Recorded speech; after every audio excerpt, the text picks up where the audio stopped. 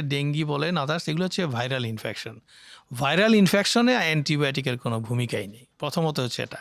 অনেক সময় ভাইরাল ইনফেকশনের উপরে যদি কোনো ব্যাকটেরিয়াল ইনফেকশন কারো হয়, তখন হয়তো কেউ অ্যান্টিবায়োটিক দিতে পারেন। কিন্তু আপনি একটা অ্যান্টিবায়োটিক শুধুমাত্র একটা ডেঙ্গি জ্বরের জন্য অথবা ভাইরাল ইনফেকশনের জন্য খাবেন এবং নিজে নিয়ে গিয়ে ওষুধটা নিয়ে আসবেন কোনো ডাক্তারের পরামর্শ ছাড়া, এটা কখনোই করা উচিত হবে না। কারণ আমাদের অ্যান্টিবায়োটিকগুলোর একটা লিমিটেশন আছে এগুলো ব্যবহার করার। এটা যদি আমরা ইনডিসক্রিমিনেটভাবে ব্যবহার করা শুরু করি, এগুলো কিন্তু কাজ করবে না। এজন্য ভবিষ্যতে যদি কোনো ব্যাকটেরিয়াল ইনফেকশন হয়, কারো যদি টাইফয়েড হয়, ফুসফুসে কোনো ইনফেকশন, প্রস্রাবে যদি কোনো ইনফেকশন, এবং আমরা একই ধরনের অ্যান্টিবায়োটিক যদি ব্যবহার করতে চাই, তখন কিন্তু এগুলো আর কাজ করবে না।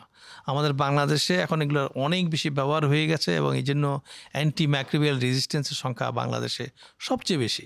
এজন্য আমাদের সমস্ত মানুষকে বলতে হবে যে আপনি যদি কখনও কোনো অ্যান্টিবায়োটিক ব্যবহার করেন, এটা অবশ্যই এটা একজন ডাক্তার না ডাক্তারের পরামর্শ নিতে হবে, যিনি এমবিবিএস ডাক্তার এবং বিএনবিসি কর্তৃক স্বীকৃত একজন।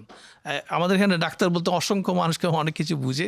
আমি কিন্তু এটাও বলে রাখছি, বিএনবিসি স্বীকৃত এমবিবিএস ডাক্তার মিনিমাম হতে হবে যারা আসলে অ্যান্টিবায়োটিকটা দিবেন।